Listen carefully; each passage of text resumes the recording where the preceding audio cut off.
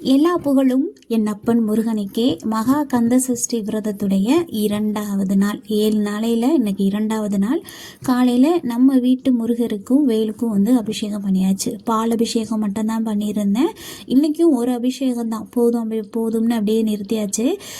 எப்போ நாள் நம்மளுக்கு ஃப்ரீயாக இருக்கோ அன்னைக்கு நம்ம எல்லா அபிஷேகத்தையும் பண்ணிக்கலாம் அப்படின்ட்டு அபிஷேகம் பண்ணி எடுத்து வச்சு அலங்காரம் பண்ணி பூஜையெல்லாம் முடிச்சாச்சு.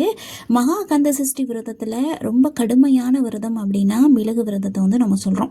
மிளகு விரதம் இருக்கிறவங்க இன்னைக்கு நம்ம நல்லா இருக்கும், சாப்பிடாம தான் இருந்தோம், இன்னைக்கு நல்லா இருக்கும்னு ரொம்ப ரிஸ்கான வேலைகள் செஞ்சிடாதீங்க, அதிகமாக பேசிடாதீங்க.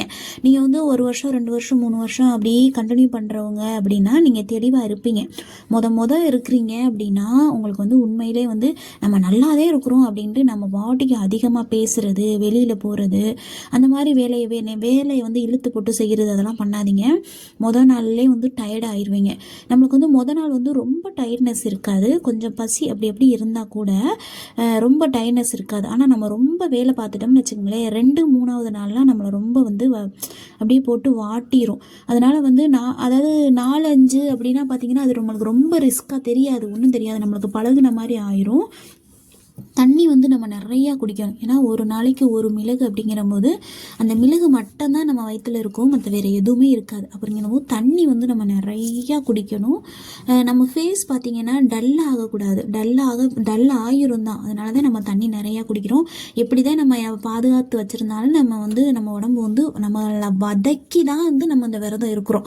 அப்படிங்கிற போது நிறைய விஷயங்கள் நடக்கும், நிறைய பிரச்சனைகளும் நம்ம உடம்புல வரும். அது எல்லாமே ஒரு நல்லதுக்காக, அது எல்லாம் நம்ம உடம்புல இருக்கிற எல்லா கழிவுகளுமே வெளியேறும் இந்த மகா கந்த சஷ்டி விரதம் மிளகு விரதம் இருந்தால். அதனால பயப்படாமல் நல்லபடியாக இருங்க.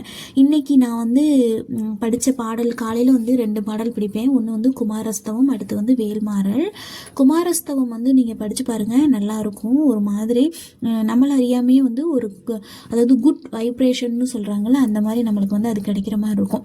வேல்மாறல் நான் ஃபஸ்ட்டு ஒரு புக்கில் படித்தேன். அது எனக்கு சுத்தர புரியவே இல்லை. அதாவது வாசிக்கிறதுக்கே தத்தான தடுமாறின மாதிரி இருந்தது. நம்ம என்னடா இவ்வளோ வாசிக்கிறதுக்கு தடுமாறுறோமே அப்படிங்கிற மாதிரி இருந்தது.